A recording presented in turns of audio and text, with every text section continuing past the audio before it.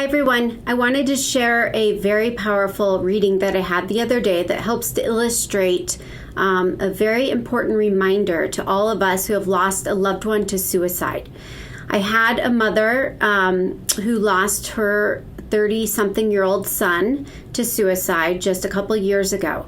And he came through very clearly reminding her that she needed to let go of any guilt or shame or regret around the situation, blaming herself that she could have or should have prevented it. And, she was sobbing, needless to say, feeling just completely guilty and frustrated with herself that she could have done more. And what he reminded us was that he had a soul contract. And in that contract, the possibility of leaving this world to suicide was very probable, a very good chance. And it was connected to a family legacy. And he mentioned a lot of people in that family throughout the generations had lost sons. And she confirmed that. She said it went back, 3 or 4 generations and multiple people in each. Really strange and amazing, not a coincidence. How many of the family members had lost children under the age of 30, whether it was freak accidents or illness or suicide. Okay. And so I told her, we travel in soul groups and we have lessons, and this is a part of your sons and yours and the rest of the families. And whatever those lessons were, were for them. But that wasn't the point. The point was, if it wasn't that day in that way that he took his life, it would have been the next day, potentially in the same way, potentially a different way.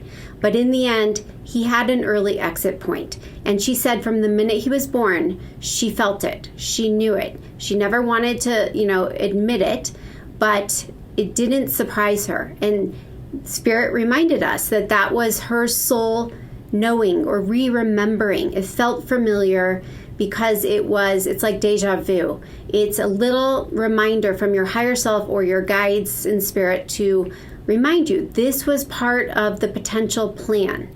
Now that plan always has the possibility of changing based on our free will. But if you let go and go with the flow, allowing your life's events to unfold, those predestined pieces of our plan end up happening. And so the other really validating piece for her was her mother came through with her son. And I said, she's picking up where you left off. He's in good hands.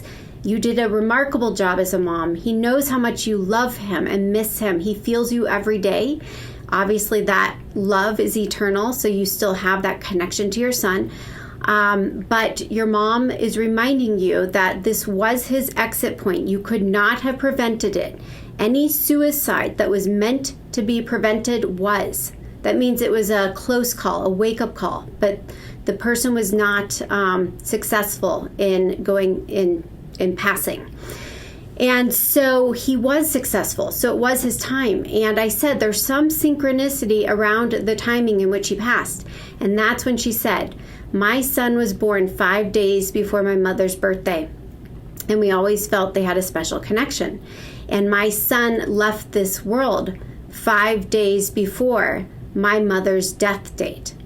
So another synchronicity to just remind her that she was his earth mother and they're still soulmates, but now her mother in spirit is one of his soulmates and taking good care of him.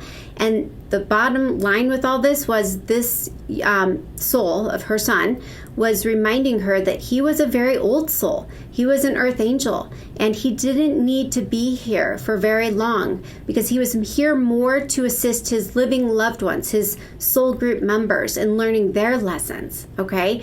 And it no longer felt good for him. His work here was complete. Okay, so we don't want to associate anyone who dies from suicide or who has mental illness as less than or not wise and evolved. In fact, very much the opposite from what I hear so often. And so these are the very sensitive souls who are very enlightened and advanced and have a hard time operating in the heavy, dense energies of the three-dimensional world. And so when we return to spirit, we return back to our healthy and whole and healed state of being. We are in our highest and best selves.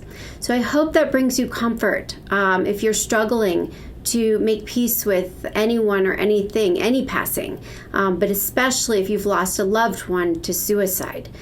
So, as always, pray, ask for help in really feeling that truth and finding peace within your own heart and mind. As always, I'm wishing you brightest blessings and all love.